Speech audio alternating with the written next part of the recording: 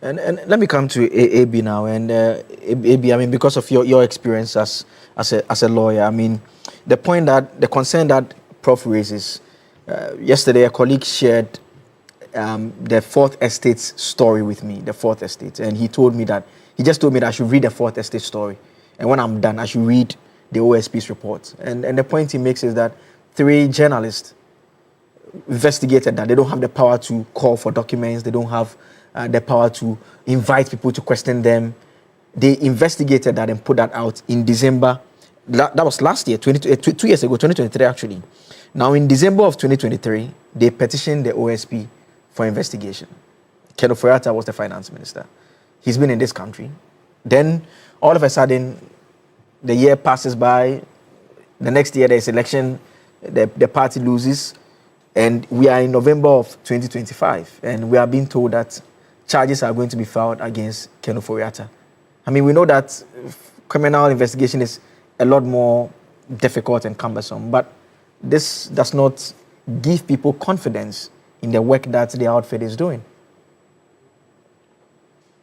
Don't forget that the previous administration simply interfered in the work of prosecution agencies. I'm not the one saying it. Martin Amidus told you people that Ken Ofori-Atta even came to his house one day at dawn to stop him from pursuing a certain matter. So under the previous administration, interference in the work of prosecutorial agencies was known. So if you are asking the question, why has it taken so long? The answer is this, I'm telling you. And it's not every public official who is like Martin Amidu who can say it as it is and walk away. So probably, good radiance. The people of this country also fought the canker and got away the government, which has now freed the hands of prosecutorial agencies, and they are now doing their work. But come to think of it, I just heard you read my senior's statement about Ken Ofori-Atta. This is what I want to tell people like him and the MPP.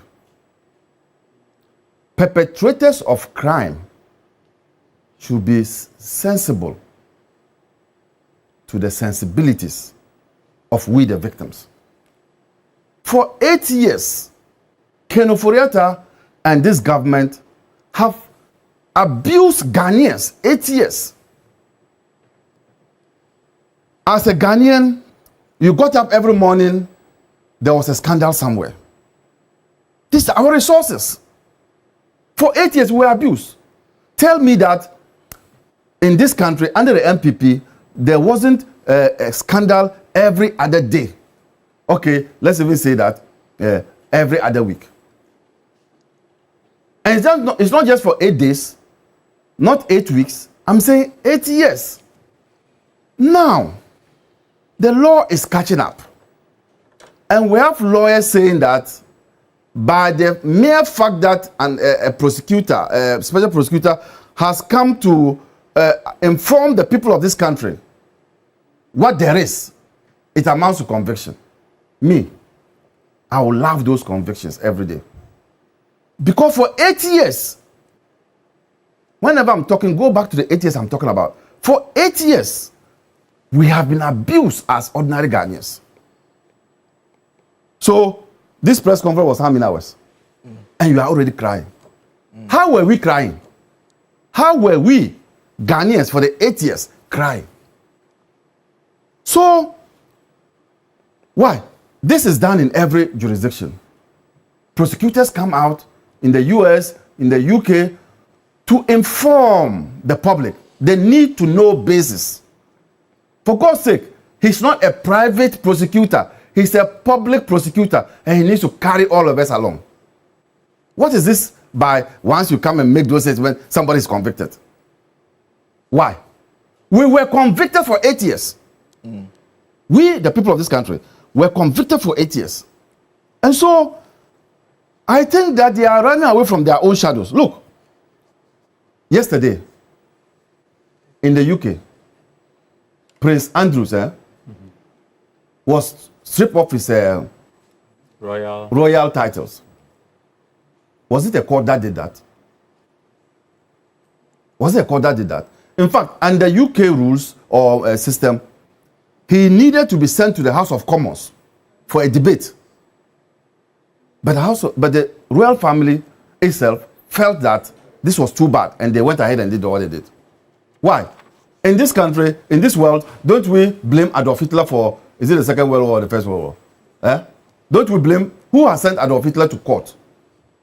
Who has sent that? So if things are pronounced, if things are pronounced as they were pronounced under the MPP, where you didn't need to even open your eyes and you could touch corruption. You could close your eyes and touch corruption. It is too pronounced. Under the MPP, it was too pronounced, such that as part of the reasons why people went to the polls was to fight corruption. Corruption was one of the issues on the front burner. And people think that this is an ordinary case. This is an ordinary Banchi and Bordia cases. This is an extraordinary case. These cases are extraordinary. Look, do you know that their style of corruption has even become romantic? Now, when you steal, your spouse also steals. Do you know that their kind of corruption is not a romantic type of corruption? And you say that we should keep quiet. We shouldn't talk about it. We should only go to court. When you were abusing it for 8 years, and we were quiet and hoping that one day you'll be out of government, you think that it was easy. So I tell them, keep quiet. People are doing their work. Go to court. When they go, follow them and do your work as a lawyer. But to say that going to the media and then talking about it means a conviction, I, Abraham Alba, on any day, will love that conviction. Because for 8 years, but we have been abused by these people. Yeah, but senior, I mean, every day. You make reference to what pertains in other jurisdictions in terms of the commentary and everything. They need to know. I mean, the concern people raise is that by your training, you're supposed to presume a person to be innocent. Now, if the matter goes to court now, for instance, these cases against these 5 individuals, in the event the court finds them not guilty, the public basically struggles to accept that decision of the court because of what they've been told in great detail in the public. There's no other outcome that satisfies them. That should be of concern. It is not a concern at all. Every case will be taken on its merits. People know what is right and what is wrong. If, for instance, you go to court as a prosecutor, like in the Malema case, where you say that Malema had a gun, but the one who gave the gun to Malema was set free. That one, people say that, but the one who gave the gun, you understand? People know sense of justice. We know, we have a sense of justice, we know. When it is right, we know. When it is wrong, we know. So forget about that. But the people must be told. Because under the previous administration, the type of corruption that took place was filthy, was ugly, was unprecedented. From the day a president was sworn in till the day he goes out, all everyday corruption. Why? And finally, to you, the point you make about political interference, you blaming that perhaps for why it took the OSP so long to come to this point. And then the question that one would ask is, would he have the political will to investigate current appointees? Would he have the political will to be able to do that? Because if the person is in the country and because of, interference, you made a reference to Martin Amidu. The difference is, can we trust that he can do that if there's the same circumstance arises this time around? In the previous elections, I think in 2020, I asked Ghanaians, if you were traveling out of this country, between Dada Adodankwa Akufo-Addo and John Dramani, whom will you leave your child with? Don't you know I was talking about character of a person? So the character of a leader will show whether there will be interference or not. In any case, we have Martin Amino who came out to say, let's wait, let somebody also come. Then you'll be asking me those questions. But for now, I am aware, even this morning, a colleague of mine is being invited to special prosecutor. You know that or not? No, I'm not aware of that. You know that. You know that. In the past, there would have been strings pulled and the person will not go there. So we are in a different situation. We are in a different environment now. We are in a different, type of governance. The people of this country chose for good governance and we are delivering on that score. So look, Frank David himself was a board chair at DVLA. Has anybody called him? So it's not as if we just go about targeting people. It is because your stewardship left some question marks. So I've told my people, every document you sign, do a copy and put it in the house. Do a copy and put it in the house. That's what I'm doing. Because a day will come when I also bring my documents here and show, you said I did this, is that it? That's how we go about it, where we have gotten to. And let me say this, political appointees have become an endangered species. People are looking out, and we must all ensure that we do our things well.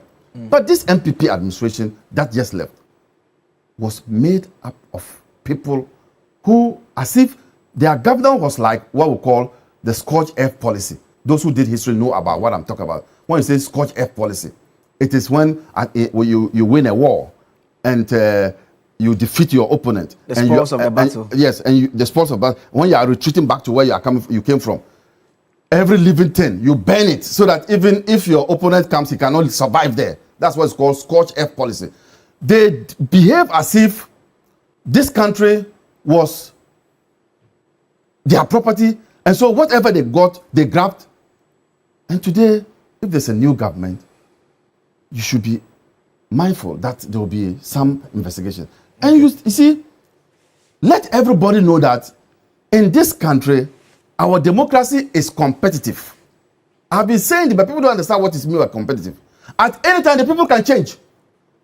That's what it means by competitive democracy. Even forget today that the MPP has 88. They used to have 66 under but they came to power. It is a competitive democracy. You can never have one government ruling like we have in other countries, where you have Cameroon, you have 98%. We are not there yet. We have not dismantled our democracy to that extent. You see? So you must know. You get it? So the MPP, they need to understand that this is the time to account for their stewardship. Okay. And there's nothing to be convicted about when they come and tell the people that this is what you have done. Let me welcome into the studio as well.